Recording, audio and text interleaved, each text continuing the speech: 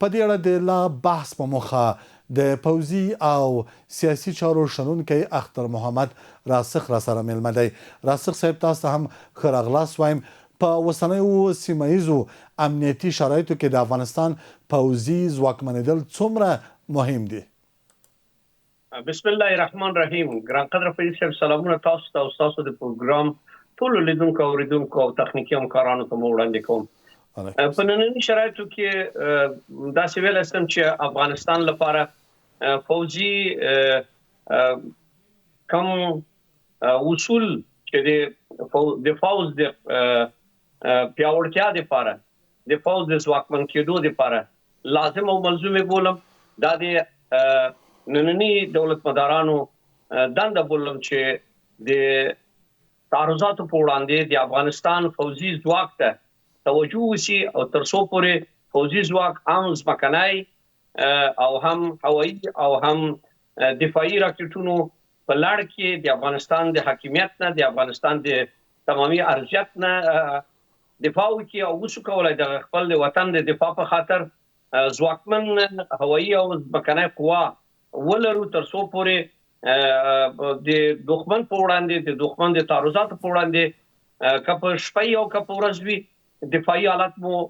غښتلی وي او په سرعت سره وشي کولی د دښمن تعرضي حالات په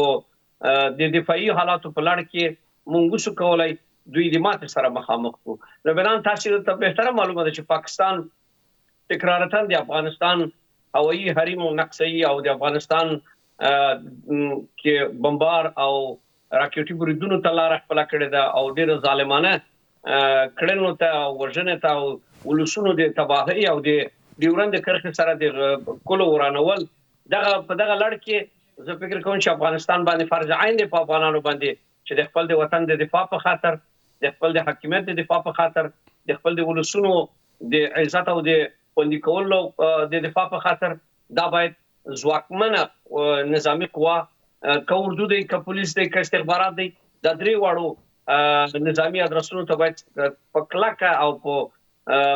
صحیح توګه باندې توجه وشي تر څو موږ وشو کولی د دغه جغرافیا کې چې ژوند کوو د دغو ګاونډیانو په وړاندې اقلا د قوي دفاع په ترڅ کې د وطن نه دفاع وشو کولی. بله راسه صاحب، لکه څنګه تاسو اشاره وکړه پوځي ځواکمنتیا د نظام پر وړاندې د وسلوالو ډلو د ځپلو او د امنیت د ټینګښت په برخه کې څومره اغیزه لري؟ زه خو ویلی شم چې که چیرې پوځي ځواکمن پوځ ولرو، ځواکمن استخبارات ولرو، ځواکمن او مدبر مسلکي پولیس ولرو او په دغه درې واړو ادرسونو کې مسلکي کدرونه وي، د وطن د دفاع او د امنیت په راوستلو او د مخدره ټوکو په وړاندې په مبارزه کې اته ویلی شم د دښمن د پلانونو په وړاندې، د استخباراتي پلانونو په وړاندې په زغرده درېدل او د هغو د پلانونو خنثی کولو او د امنیت په لړ کې امنیت هغه وخت تامینېږي او هغه وخت دایمیږي چې زموږ ځواکمن دغه درې ادرسونه واقعا د زمان او د وخت په ترڅ کې د وطن په دفاع کې د وطن د دښمنانو د استخباراتي پلانونو د خنثی کولو او په ضمن کې د موډرنو سلاحو په لرلو فکر کوم چې په ننني جغرافیا کې چې افغانستان قرار لري چې دواړه غاړو کې یا څلورو غاړو کې زموږ اتومي قوتونه پراته دي. د دغو قوتونو په وړاندې دفاع موږ باندې لازم ملزوم دی چې یو قوي نظامي قوا ولرو، هم هوایي ځواک او هم ځمکنی ځواک، هم پولیس او هم استخبارات مو باید دونه قوي چې د دوی د ټولو کړنو په وړاندې که په استخباراتي برخه کې، که په سیاسي برخه کې وي، که په نظامي برخه کې وي او که داسې نور داسې کم تعرضات چې دوی غواړي چې افغانستان کې ناامني رامنځته کړي، د دغه ټولو په وړاندې ناخوالو په وړاندې قوي اردو کولی شي، قوي پولیس کولی شي، قوي استخبارات کولی شي په زغرده د وطن نه دفاع وکړي او د ولس لپاره د امن او د امنیت فضا دائم او قایم کړي. بله راسخ صاحب، ستاسو په اند افغانستان باید تر ټولو ډیره پانګونه په کومو پوځي برخو کې وکړي؟ هوایي ځواک، استخبارات، سرحدي ځواک که ځانګړي ځواکونه؟ ګورئ دا ټول سره تړلي دي لکه زنځیر دی. کچیر موږ یو قوي ځواک دفاع پاک ولرو نو په اردو کې دا فرض عین دی چې ځمکنۍ قوا چې دفاع کوي هوایي قوا دی بیا هوایي قوا چې دفاع کوي هغه هوایي راکټونه دي چې د دښمن د هوایي بریدونو په وړاندې یا د تیارو په وړاندې هغه موډرن راکټونه دي چې ترسو یعنی په هغه سرعت سره جټ تیاری رسیدای نشي چې راکټونه ورته ځان رسي او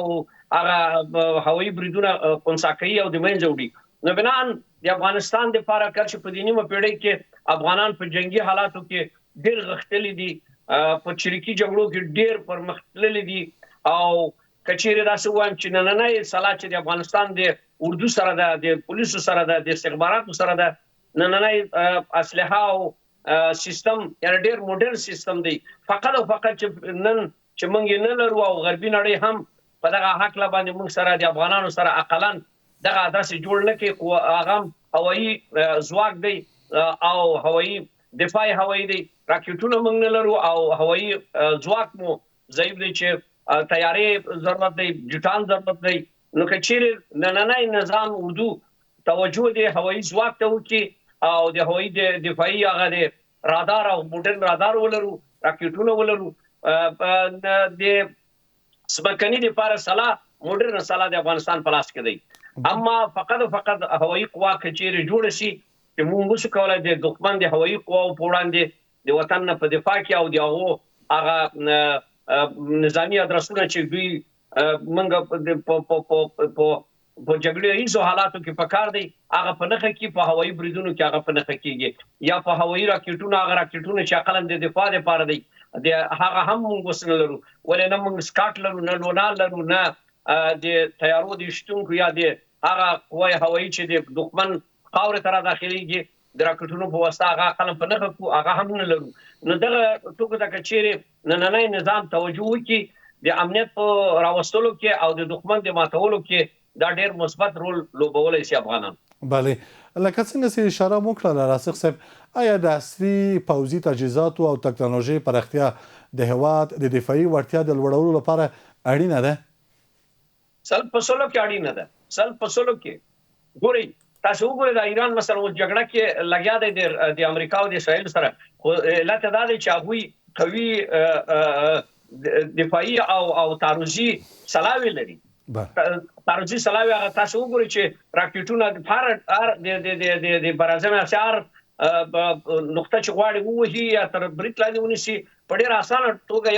یو چا خبره یا بټن پکار دی چې فقط فشار ورکړي نور ورځي او نننۍ د موډرن سلا د لاس راوړلو او د موډرن ټکنالوژي د جوړولو او د موډرن فکر د جوړولو لپاره لازم او ملزوم بولم چې د هر هیواد چې د خپل وطن د دفاع لپاره د ادرسونو ته توجه کړی ده هغوی په دفاعي او په خپل د دښمن د ماتولو لپاره ډېر چمتوالی لري او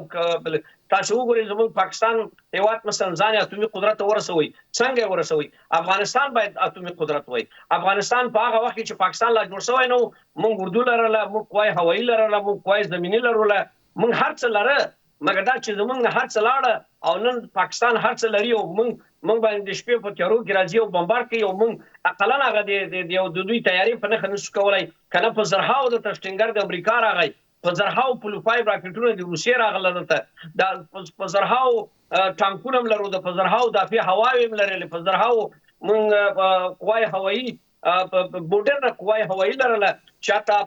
هغه میګونه لا اوس هم موډرن دي چې هغه وخت افغانستان لرله یعنی میگ 32 میگ 28 میگ 21 دا موډرن راکټ تیاری وي اما اساسول دا ټول دغه جګړو په لوبه کې پاکستان همدغه لپاره سترګې ګڼلې وي چې افغانستان ضعیف سي افغانستان اردو د منځه لاړ شي افغانستان دفاع حالات ونه لري تر څو دوی وشي کولای یمن په خاور باندې تعرض کې او افغانان ونشي کولای د ډیورند کرخي معادله په نړیوال بیس کې او په سیمه‌ایز بیس کې پورته کې د خپل د وطن د ازادۍ لپاره د خپل د خاور د ازادۍ لپاره د خپل قام د ازادۍ لپاره عقل دوی خپل چغه او ناره پورته نه کوي او د میدان ته ونه دانګي د دغه اهداف لپاره د افغانستان اردو د افغانستان پولیس د افغانستان استخبارات قرباني شوی د اته د افغانستان ولس په مینوهاو قرباني شول اساسي اهداف په دې کې د پاکستان اهداف هم دا و چې افغانستان ټوټه او ټیکه ټیکه او تا خارونه وران او کابل هم سوځیدلای او تر څو پورې دوی خپل اهداف ته ورسیږي. ګرچې پاکستان خپل اهداف ته ورسېدی په 92 کال کې زموږ ټول داروندار د دوی لمنې ته توفه شوه او کابل هم ور واخیستی، کابل هم ویرانه سوله. دا چې بیا د امریکا 40 کلنه اشغال دی دا هم د دوی په همکاریو باندې وشول او افغانستان اوس بیا هم یو څه لري، هغه څه لري چې د خپل دښمنانو په وړاندې د وطن نه دفاع کولی شي. خو لازم او ملزومه دا ده چې موږ باید افغانان ډوډۍ ونه خورو. که 3 وخته ډوډۍ خورو نو یو وخت ډوډۍ یا 2 وخته ډوډۍ وخورو، یو وخت ډوډۍ پیسې راټولې کړو، خپل وطن ته دفاعي راکټونه واخلو، هوایي ځواک باید جوړ کړو او ځوانان مو باید تربیه شي د هوایي ځواک په لړ کې کلی پیلوټان باید تربیه شي تر څو د وطن نه په هغه شانداره توګه باندې دفاع وشي کولای. بله راسخ صاحب د وروستۍ پوښتنې په توګه آیا یوازې پوځي ځواک د امنیت د ټینګښت لپاره بسنه کوي که سیاسي استخباراتي او اقتصادي تدابیر هم اړین دي؟ څلور واړه یو بل سره وایي تړلې ده، لکه چې موږ په مانځه کې که متوجه سئ چا خبره اودس هم ورسره وابسته دی. خو کله کله که اودس بیا نه وي خو بیا سړی کولی شي چې تیمم ووهي. افغانستان د هر هیواد هغه اساسي ځواک چې دی هغه هم اول سیاسي ارمانونه دي چې باید یو سیاسي قوي نظام جوړول، دویم د مدیریت او د مدبر بودن کدرونه باید ولري چې هغه وشي کولی هغه دنده چې ورته وسپارل کېږي هغه په صحیح صورت سره په مسلکي ډول سره پر مخ وشي. دریمه خبره اقتصاد مهم دی. ځواکونه که دا وایم چې اردو، پولیس او استخبارات دا سره درې واړه تړلي دي، خو څلورم عنصر چې سیاست دی د سیاست په ډګر کې سیاسیون باید د دغه قواو سره یو ځای وي تر څو موږ وشو کولی دا قوا درست رهبري او د درست رهبري په ترڅ کې جانب مقابل دښمن هم په سیاسي ډګر کې ماته وخوري، هم په نظامي ډګر کې ماته وخوري او هم په استخباراتي ډګر کې. استخبارات تاسې نن ګورئ چې په نړۍ کې د هوایي بریدونو یا د هوایي ځواک یا د ځمکني ځواک نه کم نه دی. هغه څه چې بیا استخبارات کولی شي هغه بیا نه هوایي بریدونه کولی شي او نه هوایي ځواک کولی شي او نه اردو کولی شي. ولې تاسو بهتره معلومه ده چې دا د انفجار، انتحار، وژنه او د تباهۍ لاره چې بیا دوی جوړولی شي په ډېرو کم مصارفو باندې هغه بیا اردو نشي کولی. نو د اردو د تقویې لپاره هم ځمکنۍ قوه، هم هوایي برید هوایي قوه او هم رادار او راکټونه دا ورسره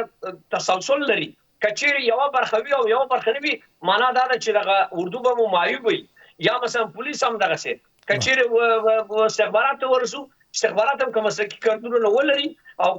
مسلکي کادرونه د دښمن ټول پلانونه کشف او په وخت او زمان باندې د هغه پلانونو د خنثی کولو لپاره باید تدابیر ونیول شي او په ضمن کې دښمن تر څو چې عمل د انجام ته رادانګي باید په هغه نقطه کې خنثی کړي. هغه د استخباراتو او د سیاسیونو دنده ده. نه د پوځي او سیاسي چارو شنونکی اختر محمد راسخ په خپرونه کې مو له ګډون څخه نړۍ مننه کوم. مو ودان راسخ صاحب.